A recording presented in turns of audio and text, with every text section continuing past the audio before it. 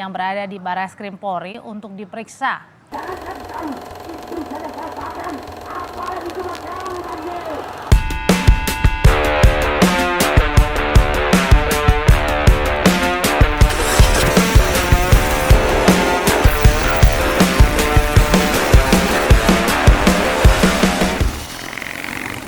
Halo orang-orang penting, datang berita terbaru dari seorang Panji Gumilang nih Bang. Oke, Al Zaitun. Nah, ngomongin soal Al Zaitun lagi, kemarin kita udah bahas panjang lebar. Yoi. Dan hari ini Panji Gumilang dipanggil oleh kepolisian dan diperiksa oleh Barreskrim. Gitu. Tapi tetap lepas. Apakah ini udah terbukti beliau tidak bersalah atau tidak sesat? Oh, begini. Jadi gua punya keyakinan pulangnya Panji Gumilang, Panji Gumilang belum tentu tidak ada proses lebih lanjut. Oke. Karena kita bisa melihat dari eskalasi kasus tersebut semakin besar, ya. Jadi ada kemungkinan kasus tersebut, kalau menurut prediksi gua akan naik ke tingkat penyidikan, tetap akan naik. Karena seperti biasalah, kebiasaan daripada yang terjadi di Indonesia saat ini, jika suatu perkara, suatu kasus dibiarkan terlalu lama viral, gelinding seperti bola salju akan semakin lama semakin besar dan membuat suatu perkara itu mau tidak mau harus dijadikan sebuah perkara yang diselesaikan oleh Polri. Itu biasa rata-rata seperti itu. Jadi quote and quote, tanda kutip gua, bisa jadi ini mau tidak mau harus dilakukan. Karena ya kita maklumi bahwa Polri saat ini mendapatkan tekanan yang begitu besar dari masyarakat, demonstrasi dan sebagainya. Ya akhirnya dengan kesungguh-sungguhan daripada Polri dalam melayani masyarakat, maka dia ya udah kita naikkan ke penyidikan. Menurut gua akan naik ke penyidikan. Maksudnya naik ke penyidikan dengan adanya kasus atau tidak ada kasus, dibuat ada kasus gitu Bang? Ya dicarilah yang kira-kira tepat gitu, yang kira-kira bisa dijadikan satu perkara. Kan sekarang yang jadi masalah kan perkara yang nanti akan dijadikan sebagai unsur pidana untuk naik di dalam tingkat penyidikan. Apakah itu pidana yang luar biasa? Seperti yang disampaikan bahwa ini adalah penistaan agama, penyesatan dan sebagainya, atau hanya sebatas perkara kecil yang penting memuaskan masyarakat yang saat ini semakin besar.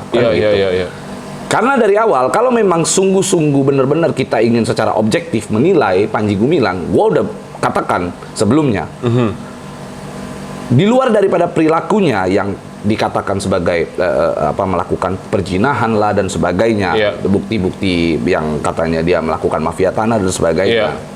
Di luar daripada itu, menurut gua ajaran yang dilakukan oleh Al Zaitun di dalam Al Zaitun tidak dapat dijadikan suatu bukti kuat untuk memenuhi unsur pidana tadi.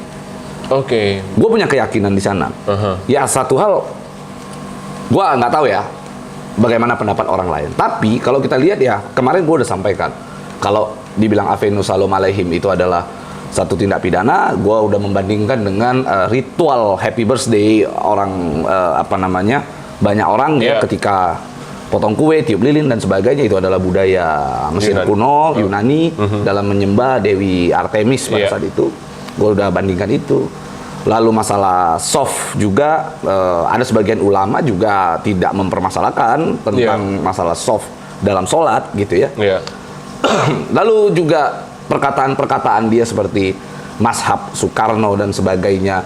Ya, yang dia lihat kan bukan, dia sendiri menggunakan mazhab, keempat mazhab yang jelas-jelas sudah diketahui secara konvensional oleh umat Muslim gitu, Maliki, Hambali, Syafi'i dan sebagainya begitu ya.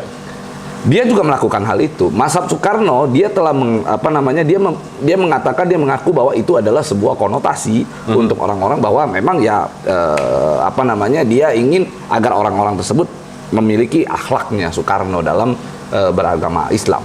Karena jelas Soekarno pernah mengucapkan bahwa kau boleh jadi apa namanya orang Islam tapi tidak mesti kau jadi orang Arab, kan itu selalu dia sampaikan. Kau boleh jadi orang Buddha, nggak mesti kau jadi orang Cina. Itu kan yang disampaikan oleh Soekarno kan begitu.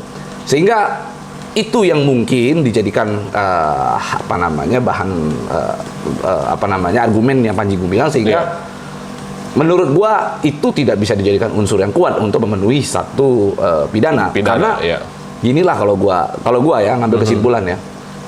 Panji Gumilang masih selama dia masih menyembah Allah Subhanahu wa taala gitu ya, dan dia percaya, dia yakini, dia imani Nabi Muhammad sebagai nabi kita. Betul. Maka menurut gua dia Islam, dia tidak membawa ajaran baru dan tidak sesat. Tidak sesat. Itu poinnya. Oke. Terkait dengan adanya penistaan yang dikatakan penistaan agama, nah gua mau tahu tuh unsur yang mana gitu. Kalau tadi yang gua sampaikan itu belum memenuhi unsur dalam penistaan agama. Iya. Penistaan agama namanya menistakan. Menistakan berarti kan kita melecehkan. Iya. Melecehkan satu tokoh suci, satu ajaran, satu agama gitu ya, satu hal yang dianut oleh banyak orang, maka itu kita disebut dengan menistakan agama, kan begitu. Menurut gua dia tidak melakukan pelecehan terhadap agama Islam, bahkan dia sangat memuliakan. Itu bisa dilihat dari dia membangun satu masjid yang begitu megah, dia membangun pesantren yang begitu besar, itu adalah tindakan dia dalam memuliakan agamanya, memuliakan agama Islam. Ajaran agama apa yang harus ada pesantren dan masjid selain Islam? Kan nggak ada. Dan dia tidak pernah menjelek-jelekkan tokoh-tokoh suci di dalam Islam. Dia tidak pernah mengatakan kebohongan-kebohongan seperti yang lalu mungkin pernah dilakukan oleh Ahok yang mengatakan bahwa Al-Maidah itu bohong dan sebagainya begitu. Dia juga tidak membantah itu. Dia hanya dia hanya menyampaikan apa yang ia pahami tentang apa yang dia pelajari selama ini, kan begitu. Ya kalau orang menyampaikan pemahamannya terus apakah itu bisa dikatakan menistakan agama? Tentu tidak. Kan begitu. Lalu orang mau kaitkan apa? Kaitkan dia tentang dia adalah NII, ya itu wallahu alam ya. Itu kan kita tinggal cek aja trace rekening-rekening yang dia miliki. Kata Mahfud MD kan ada 256 rekening. Ya silakan dicek begitu. Tapi kalau gua membangun satu logik begini, kalau dikatakan dia NII nih, apa sih NII itu? NII itu adalah satu gerakan membangun negara di dalam satu negara, membangun negara Islam di Indonesia. Kayak itu poinnya. Gitu. Artinya NII tidak mengakui adanya negara Indonesia, mereka punya negara sendiri. Kayak itu poinnya. Tapi yang membuat gue tidak masuk akal, katakanlah benar dia NII, tapi coba bayangin begitu nasionalisnya dia, begitu sangat menghargai Pancasila, bahkan setiap dia acara, setiap dia bikin event, dia selalu menyanyikan lagu Indonesia Raya dengan lengkap, sampai stansa 3 aja dinyanyikan, kan begitu. Selain itu dia juga sangat menjunjung tinggi Soekarno, ya kan? Artinya dia mengakui adanya negara Indonesia, kan begitu. Jadi tidak mungkin NII, itu jelas. Katakan benar pun ada aliran dana dari NII, ada aliran dana dari orang lain, kan nggak mungkin atas nama rekeningnya itu NII. Iya betul. Betul ya. Tidak mungkin rekeningnya itu atas nama NII, pasti rekeningnya entah siapa. Apakah bisa kita buktikan bahwa itu adalah masuk dalam NII? Ya kan? Pertanyaan gua sederhana sekali. Katakan benar pun itu dari NII. Lalu Panji Gumilang misalnya nih ya, dia ambil uang NII, lalu dia memang sengaja akal-akalin NII aja. Misalnya nih, dia akal-akalin NII aja nih. Yang penting gue dapat uang, yang penting uangnya datang, gue bisa bangun ini masjid, pesantren, gue akali NII. Benar apa salah? Katakan begitu. Benar apa salah? Jadi akalin kan misalnya kan begitu. Nah, lalu kalaupun ada korbannya di situ, siapa korbannya? Ya NII itu sendiri. Ya berarti yang harus melaporkan ya NII kalau memang begitu. Tapi apakah kalau dia melakukan penerimaan uang terhadap itu, apakah itu dinyatakan salah? Enggak menurut gua. Ya kan? Dan kalaupun menerima uang dari NII pun ya berarti Panji Gumilang yang salah. Nggak bisa dibilang dia sesat gitu. Nggak bisa dikatakan sesat. Ajarannya tidak bisa dikatakan sesat selama dia mengajarkan agama Islam. Dan bisa terbukti dari ternyata di tahun ini begitu banyak orang yang meningkat pendaftarannya ke Al Zaitun. Ya kan? Bisa dilihat dari situ. Itu pengakuan dari Panji Gumilang. Artinya orang-orang banyak yang mengetahui apa sih isi yang ada di dalam Al Zaitun. Orang kan nggak mungkin beli kucing dalam karung.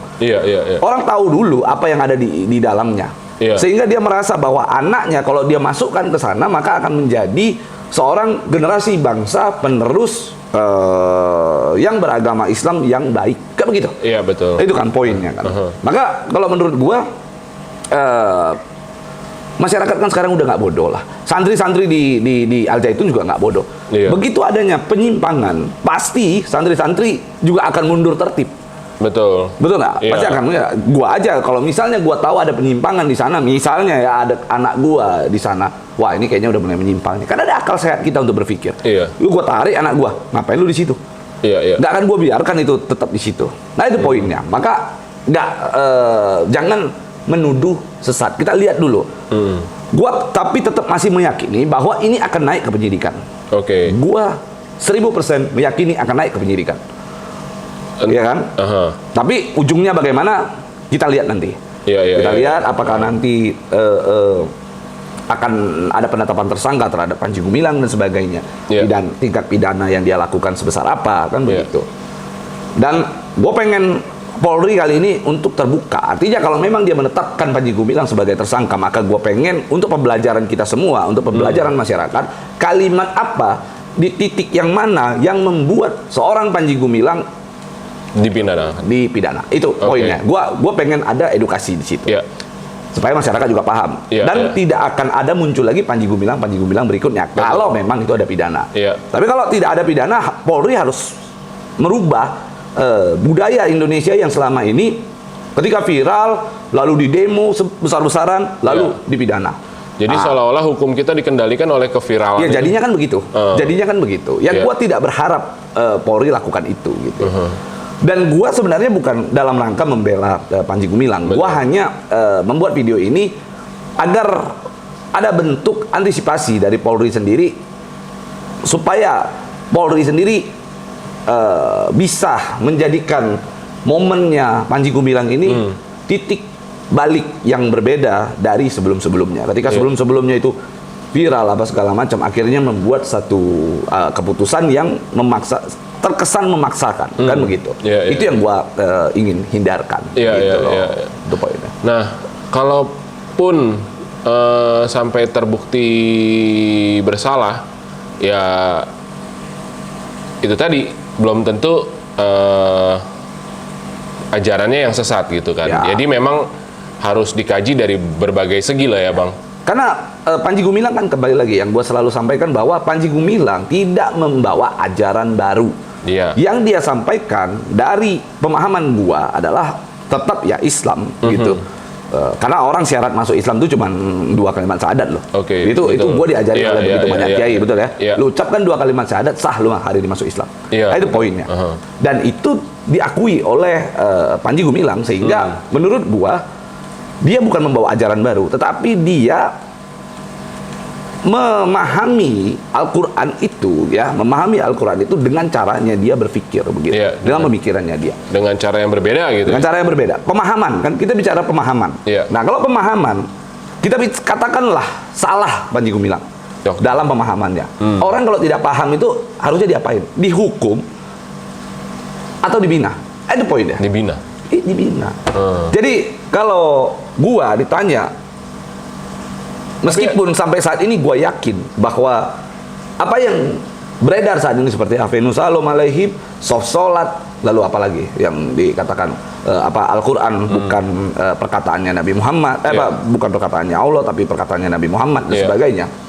Menurut gua itu untuk dikatakan penistaan agama belum cukup unsur. Kalau menurut gua belum cukup unsur, meskipun itu gitu ya, belum cukup unsur.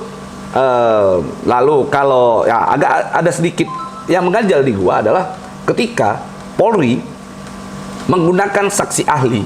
Saksi ahlinya justru MUI juga gitu. Yang mana MUI udah kita tahu bahwa MUI saat ini bersih tegang sekali dengan yang namanya Panji Gumilang. Tentunya pasti gua punya keyakinan MUI memberikan keterangan yang sangat memojokkan kepada Panji Gumilang itu sendiri. Itu kan poinnya.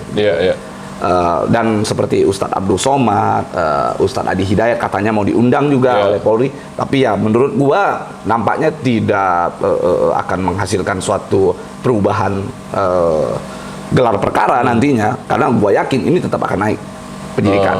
Gua punya keyakinan. Sehingga apa seperti Abdul Somad dan Adi Hidayat, Ustadz Adi Hidayat gitu. Ustadz Bahar gimana tuh? Nah, nanti kita bahas Bahar. Jadi Bahar terakhir, gua kasih sesi dia yang bagus gitu supaya spesial. Oke. Nah, Ustadz Abdul Somad dan Ustadz Adi Hidayat kita tahu beberapa kali mengomentari soal masalah Panji Gumilang dan sudah diketahui keterangannya di beberapa video bahwa Ustadz Abdul Somad menentang itu juga. Ustadz Adi Hidayat juga menentang itu gitu. Sehingga menurut gua tidak bisa keterangannya itu hanya monolog gitu. Harus dilakukan dialog gitu. Harus dilakukan dialog antara Ustadz Abdul Somad misalnya, Adi Hidayat, MUI, lalu hadirkan Panji Gumilang di sana, lakukan gelar perkara terbuka kan begitu, untuk dilakukan diskusi. Disinilah fungsi daripada restorasi justice itu bisa dilakukan oleh Polri. Orang yang tidak paham misalnya ya, kalau dikatakan bahwa pemahaman diputuskan bahwa pemahaman Panji Gumilang salah, maka RJ bisa dilakukan. Restorasi justice kan begitu, restoratif justice. Itu maksudnya gimana tuh, Bang? Restorasi justice itu buat orang awam yang mungkin nggak paham. Restoratif justice itu adalah mempersatukan persepsi yang berbeda di dalam hukum pidana. Namanya restore. Restore itu kan artinya menyambung kembali, gitu ya. Nah, ada satu upaya restoratif justice itu di dalam peraturan Kapolri itu menentukan bahwa menyebut bahwa para penyidik jika adanya satu bentuk tindak pidana maka diperkenankan untuk melakukan restoratif justice untuk menemukan titik damai, perdamaian dan sebagainya tanpa harus melewati jalur peradilan. Ya itu mungkin bisa dilakukan. Ini momen sebenarnya. Disinilah sebenarnya Polri diuji kan untuk kita lihat RJ itu dilaksanakan apa enggak. Restoratif justice. Apakah restoratif justice itu bisa dibilang pembinaan itu tadi, Bang? Loh, itu bagian daripada pembinaan. Kan sekarang gini, katakan ada unsur pidana atas pemahaman daripada Panji Gumilang. Kan begitu? Kalau dia tidak paham, maka apa yang harus kita lakukan? Itu dulu poinnya. Dihukum kah apa diberi paham? Diberi paham. Poinnya kan begitu. Kalau memang mau diberi paham, maka lakukan pembinaan. Tapi kalau ini kan istilahnya skalanya bukan seseorang yang sendiri terus salah paham gitu. Tapi beliau ini kan sudah seorang pimpinan pondok pesantren yang mengajarkan pemahamannya itu ke anak-anak yang begitu besar gitu ya, Bang. Berarti pembinaannya pun sampai harus dicek lah kurikulum pondok pesantren. Kalau dari kurikulum itu jelas. Kurikulum yang dilakukan oleh Al-Zaitun itu kan jelas dari Kementerian Agama juga. Ada dari Kementerian Pendidikan juga kan. Nah, artinya dia kan mengikuti tetap kurikulum dari pemerintah pusat. Jadi kalau kita mau bicara kurikulumnya ada yang salah, ya salahkan pemerintah pusat. Karena kan kurikulum dari sana diatur di dalam Kementerian Pendidikan juga kan begitu. Dalam urusan agamanya di Kementerian Agamanya kan begitu. Sehingga kalau menurut gua, kalau dipermasalahkan kurikulumnya, maka kurikulumnya dari sana yang salah. Dan gua udah tanya kok, ada beberapa orang yang teman-teman gua yang anaknya sekolah di Al-Zaitun dan sebagainya. Gua tanya, emang ajarannya ya biasa katanya. Kayak kita sekolah biasa aja katanya. Ya memang itu ajarannya. Jadi nggak ada yang salah dari situ. Sebenarnya nggak ada salah dari situ. Nah, kalau kan sempat diberitakan juga kalau Kementerian Agama sempat datang ke situ ya. Iya. Berarti apakah mungkin Kementerian Agama sudah mengetahui apa yang dilakukan oleh Panji Gumilang dan tidak menyalahkannya gitu? Ya, kita nggak tahu ya apa keterangan daripada Kementerian Agama, karena Kementerian Agama juga katanya diperiksa di Bareskrim kan, diminta sebagai keterangan ahli lah begitu ya. Jadi kalau menurut gua gini lah, Polri saat ini sangat menjadi harapan yang besar bagi masyarakat untuk menyelesaikan permasalahan ini dengan soft, dengan seadil-adilnya juga ya. Ya, dengan seadil-adilnya dan ada pandangan asas praduga tak bersalah yang harus ditanamkan kepada penyidik kan begitu. Itu poinnya dulu. Nah sekarang Panji Gumilang sedang diproses di situ. Ada proses penyelidikan dan gue yakini sebentar lagi akan naik ke penyidikan. Gak tahu kenapa ya, keyakinan gue besar sekali. Itu tuh poinnya. Ada kelihatan angin-anginnya. Itulah jagonya Pablo tuh kalau dalam sesuatu. Itu poinnya ya. Nah sekarang gini, kalau memang kita tahu dari beberapa hal yang tadi kita sebutkan seperti Afenus Salom, lalu soft sholat dan sebagainya gitu ya. Itu kita katakan sebagai gagal paham daripada siapa Panji Gumilang. Maka yang harus dilakukan Polri adalah membina. Polri harus melakukan restoratif justice untuk menjalankan program pembinaan tadi. Iya. Restoratif justice menurut gua itu adalah jalan yang baik. Panji Gumilang didudukkan, selama ini kan MUI dengan Panji Gumilang tidak pernah dipertemukan. Pertemukan dong. Biarkan diwawancara oleh Polri, jadi terkesan Panji Gumilang tidak didikte oleh MUI. Karena kan selama ini Panji Gumilang mengatakan bahwa MUI itu LSM, kan begitu? Tidak, masa LSM mau periksa LSM, kan begitu? Oke. Polri periksa Panji Gumilang, ada MUI di situ, ada siapa namanya, ustadz-ustadz yang dianggap mengerti oleh Polri, hadirkan di situ. Setelah itu gelar perkara terbuka di situ. Menurut gua itu akan lebih efektif gitu. Ketika di situ dapat diputuskan oleh Polri, tidak mengedepankan, tidak melanjutkan hal ini ke ranah peradilan, malah lebih ke apa namanya, mempersatukan persepsi. Menurut gua akan menimbulkan apa namanya ya, citra Polri itu akan jauh lebih baik. Menurut gua begitu. Lalu sekarang gua nggak yakin Panji Gumilang kalau seandainya dipidana masuk ke penjara ini, Panji Gumilang akan merubah pola pikirnya. Iya.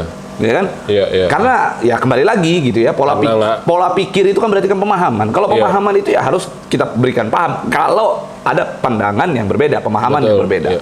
Pemahaman berbeda kok diselesaikan juga urusan hukum. Ini kan no make sense. Itu aja sih poinnya kalau menurut gua. Kalaupun ya benar kata Abang, kalau misalnya di dalam penjara ya belum tentu dia dapat pembinaan yang benar tentang agama itu tadi ya. Iya, makanya kan itu. Ya tinggal kita lihat apa sebenarnya tindak pidana. Maka Polri jelas kalau memang seandainya Polri sudah menetapkan nanti adanya unsur pidana, maka gue berharap Polri itu bisa memaparkan, menjelaskan tentang poin yang mana yang disebut sebagai unsur tindak pidana yang ia lakukan. Nah, begitu. Yang menarik juga Bang, dari ucapan dari Panji Gumilang sendiri yang mengatakan ada kejadian-kejadian ini tuh ada unsur yang mau menjatuhkan dia dan mau istilahnya belum terbukti lah kebenarannya kalau ada yang mau istilahnya memiliki si Pondok Al Zaitun ini gitu. Ya maka kan gua itu gini ya, gua sangat apa ya, menduga itu juga. Gua sangat menduga itu. Kenapa gua sangat menduga itu? Hal yang paling simpel yang kita lihat, dia disebut sebagai NII. Itu tadi yang gue bilang gitu ya. NII itu kan berarti negara dalam negara, sehingga negara dalam negara itu harusnya tidak mengakui yang namanya Indonesia. Kok ini orang sangat, menurut gua Pancasilais sekali begitu. Sangat Indonesia sekali. Terlepas dari yang bisa dibilang dia Indonesia banget, ya terlepas dari ucapannya benar atau salah, yang dia bilang Indonesia ini tanah suci loh gitu. Kita jangan cuma mau mati di tanah suci Mekah aja, tapi kita harus mau mati juga di tanah suci Indonesia gitu. Loh iya, yang gua saja sendiri, ya sorry to say, ya gua berharap gua tuh pengennya mati di negeri gua sendiri. Gua pengen mati itu di negeri gua sendiri. Gua nggak pengen mati di negeri orang. Itu. Tapi gua pengen mati dalam keadaan Islam. Supaya gua matinya itu husnul khotimah kan begitu. Itu poinnya kan. Nah, jadi kalau gua ditanya, gua itu apakah sesat? Bukan sesat. Masalah dia katakan Indonesia tanah suci, Indonesia tanah yang suci juga. Ya menurut gue itu pemahamannya dia. Atas apa? Atas lagu Indonesia Raya stanza 3 kan itu poinnya. Ada dasar. Jadi dia ngomong tuh ada dasar gitu. Maka gue sekali lagi gue tidak mengenal Panji Gumilang. Gue tidak ada urusan pula dengan Pondok Pesantren Al Zaitun. Tapi dalam hal ini gue melihat perlu adanya apa namanya, reformasi bidang hukum di Indonesia saat ini untuk tidak melakukan satu tindakan hukum berdasarkan opini publik. Nah, itu poinnya gitu. Jangan sampai opini publik yang bisa menggiring. Ini kan poin ini sebenarnya saat ini. Ya Polri bisa memanfaatkan ini untuk untuk memberitahu edukasi kepada masyarakat bahwa kami ini bekerja bukan hanya berdasarkan sesuatu hal yang viral. Kami bekerja bukan itu. Kami tidak melihat opini Anda itu apa. Kan begitu. Nah, poinnya begini. Bila mana? Ini kan banyak orang yang sekarang tembak asal nembak nih ya, yang mengatakan bahwa Pondok Al Zaitun dibela nih, di-backingin nih sama siapa, Hendro Priyono, ini dibela sama ini. Polri kayaknya perlu juga nih panggil orang-orang ini. Iya dong. Iya betul. Iya kan semua opini itu tidak bisa digunakan untuk dalam hal penyidikan. Dalam penyidikan itu perlu adanya orang-orang yang disebutkan tadi, misalnya Hendro Priyono dipanggil begitu. Pertanyaannya cukup satu kok. Benarkah Bapak membela Panji Gumilang? Itu dulu. Kalau misalnya, gue yakin jawabannya akan sama. Saya tidak membela, saya tidak membacking. Itu pasti jawaban. Oke, kalau memang tidak ada backingan dari Bapak. Pertanyaan keduanya, menurut Bapak Panji Gumilang itu siapa sih? Menurut Bapak ajaran Al Zaitun itu bagaimana sih? Ya itu aja udah. Menurut gue itu akan jauh lebih adil. Itu akan menjadi satu efektivitas dalam penegakan hukum di Indonesia. Itu reformasi yang benar menurut gue. Reformasi dalam bidang hukum. Kalau mau dilakukan ya bagus. Kalau enggak ya begitu aja lah. Nah, berarti saatnya kita menunjukkan kalau asas praduga tak bersalahnya Polri ini masih benar-benar murni, tidak terpengaruh oleh opini publik gitu ya Bang. Nah, terus balik lagi nih Bang, Habib Bahar. Yes. Apakah Habib Bahar termasuk salah satu orang yang mau merebut Al Zaitun karena dia kalau gua bilang mau menerima santri-santrinya? Kalau gua bilang dia bukan mau merebut Al Zaitun, tapi dia mungkin ya. Gua menduga dia mengambil momen tersebut untuk menambah santrinya. Itu kan poinnya. Dia mengambil momen tersebut agar santri-santri Al Zaitun itu seolah-olah akan diterima oleh dia. Itu poinnya. Ya gua berharap Habib Bahar sebagai seorang muslim, kita ini muslim itu diajarkan untuk bagaimana ketika ada kesalahpahaman, kita tuh dilarang untuk suudzon.